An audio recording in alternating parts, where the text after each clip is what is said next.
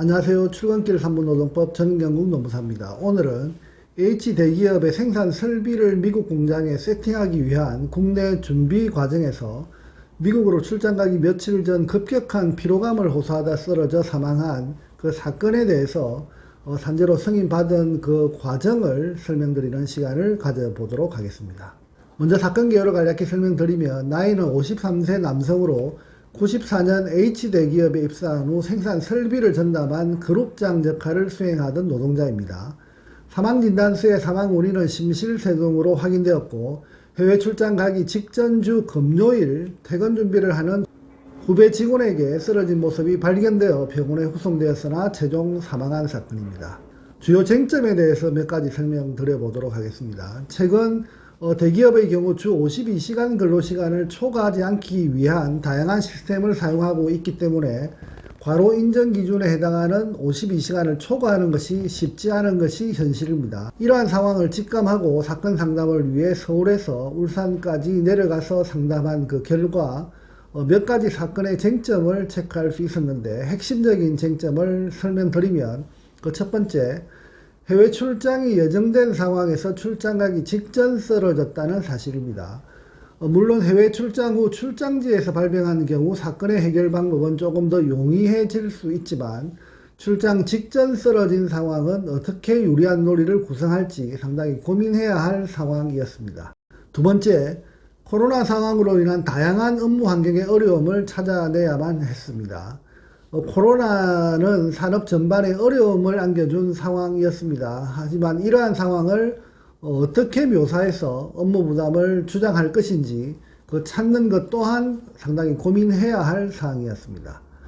그리고 세 번째, 고인의 직무와 직책에 대한 업무 부담을 잘 찾아내야만 했습니다.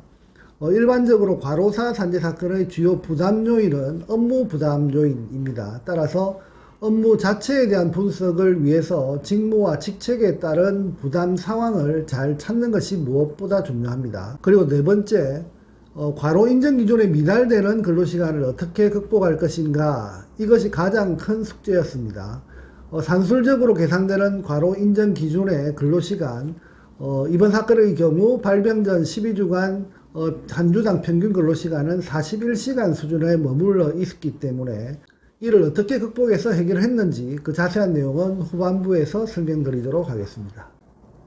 주요 쟁점에 대한 해법을 이제 설명드려 보도록 하겠습니다. 그 첫 번째, 해외 출장의 출발 직전 주 금요일 발병한 것에 대해서 이번 사건의 경우에는 고인의 발병 전 12주간 평균 근로시간이 41시간밖에 되지 않는 상황에서 52시간의 인정 기준을 어떻게 뛰어넘을 것인가, 이것이 정말 쉽지 않은 상황이었습니다.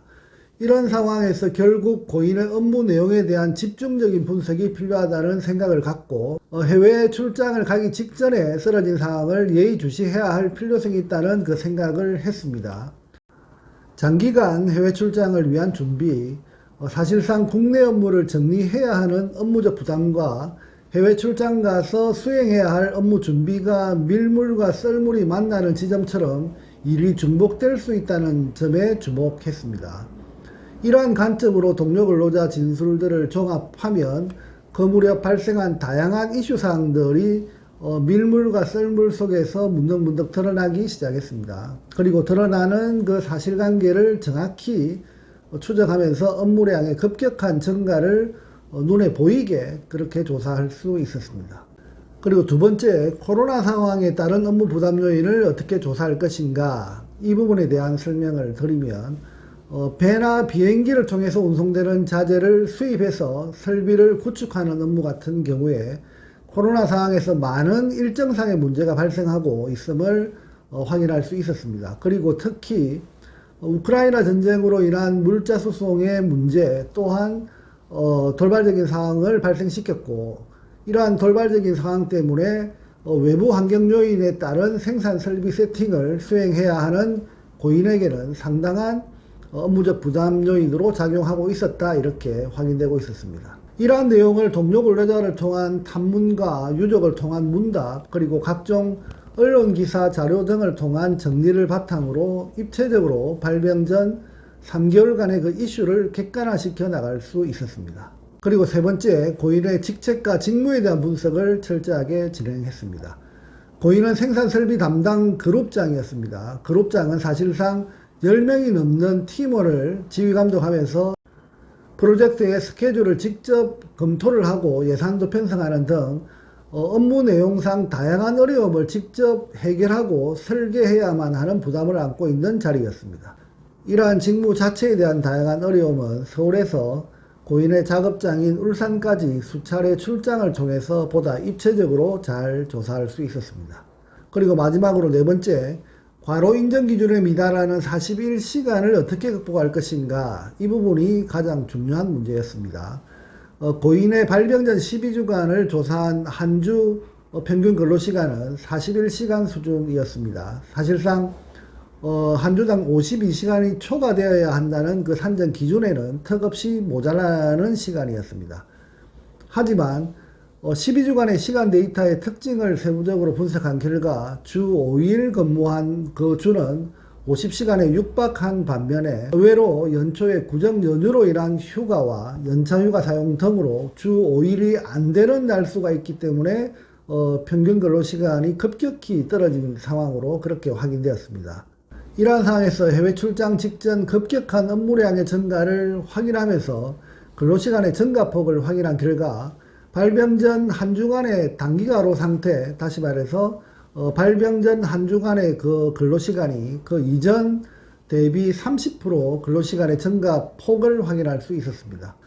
과로 인정 기준에서 만성과로, 단기과로, 그리고 급성과로 중 하나의 과로가 인정되면 산재보험법 시행령에 의거 과로가 인정될 수 있는 그 여지가 있기 때문에 이 부분을 집중적으로 강조하기 시작했습니다. 따라서 발병 전 한 주간 그리고 발병 전 한 주간으로 다가갈수록 업무량이 어떻게 증가되고 있는지 세부적으로 정리하고 주장해야 했으며 이를 통해서 발병 전 한 주간의 근로시간이 이전 대비 30% 이상 증가되는 그 상황과 연동해서 고인이 쓰러질 수밖에 없는 정신적 그리고 육체적 과로 상태였음을 충분히 잘 정리할 수 있었습니다. 이상과 같은 흐름으로 자료를 정리하고 그리고 업무상 질병판정위원회에서 해당 사항을 요약자료 핵심을 정리해서 구술심리에 참석한 결과 최종 산재 승인 결정을 받았습니다. 만성과로 인정 기준에는 턱없이 모자라는 그런 근로시간이지만 업무 내용을 최대한 풍부하게 확보하고 업무량의 변화를 월 단위로 분석하고 발병 직전 시점까지 흐름을 완성하면서 단기 과로 요건 충족의 돌파구를 마련해서 최종 산재 승인을 받은 사건. 하늘처럼 받쳐주시던 남편이 갑작스럽게 돌아가신 그 상황에서 어쩔 줄 몰라 하시며 항상 눈물로 산재가 되길 기도하시던 그 유족이 산재 승인 결정을 알려드리는 그 순간 펑펑 울으시면서 감사해 하셨던 사건으로 저는 기억하고 있습니다. 오늘은 만성과로 인정 기준에 미달하는 근로시간임에도 불구하고 단기 과로 요건을 찾아서 최종 산재 승인 결정을 받은 사건에 대해서 설명드리는 시간을 가져봤습니다. 감사합니다.